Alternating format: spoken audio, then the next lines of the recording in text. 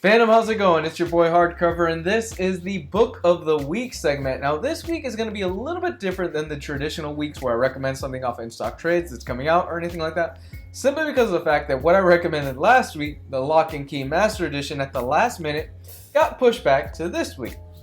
So, with that said, what's going on this week is that there really isn't much content, so I'm going to pick a random book, and I think you should pick up the Baltimore the Plague Ships hardcover. Written by superstar writer Mike Mignola and Christopher Golden, the Baltimore Plague Ships is an awesome introduction. If you've never read anything by Mike Mignola, this is a great place to start. It's a fun little vampire story involving the character of Lord Baltimore. Essentially what Lord Baltimore is that he is a vampire hunter, and early on in his life he was in a war, and during that war his family was killed by these vampires. Because of the fact that his family was murdered by vampires, Lord Baltimore now seeks revenge on pretty much anything that goes bump in the night, and he works for the Catholic Church. I felt this book was appropriate for you guys simply because of the fact that we are approaching fast to Halloween, and it's kind of that season where we all like to sit down and read something scary or something that goes bump in the night, and we all like to watch horror movies, so I figured what better pickup than a horror book.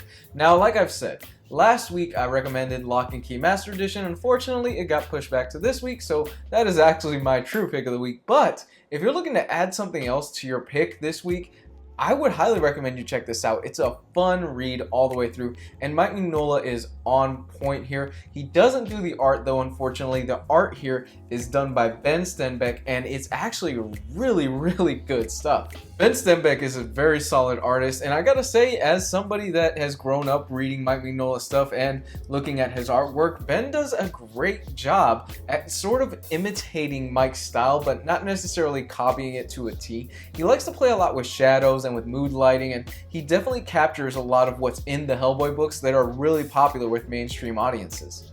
Ben Stenbeck's monsters in here are also genuinely terrifying. The way he draws vampires and zombies and creatures that go bump in the night, really, it's just something that gets under your skin. He's a very effective artist, and I'm really surprised that he hasn't had a lot more mainstream appeal with a lot of people. If you're a fan of the character of Van Helsing and pretty much anything involving creepy monsters and things that go bump in the night, and the writer Mike Mignola, which is pretty much like a match made in heaven, I don't see why you haven't ordered this already. This little hardcover collects the first, if I'm not mistaken, 5 issues, and it also contains a boatload of special features that you come to expect from Dark Horse. There you have it, guys, the Book of the Week segment. It's kind of a weird week simply because of the fact that we were supposed to get Lock and Key Master Edition last week, but we're getting it this week, so, you know, it's kind of weird. But if you're looking for something to add on to your in-stock trades order to get you to the $50 mark, it's a great little pickup.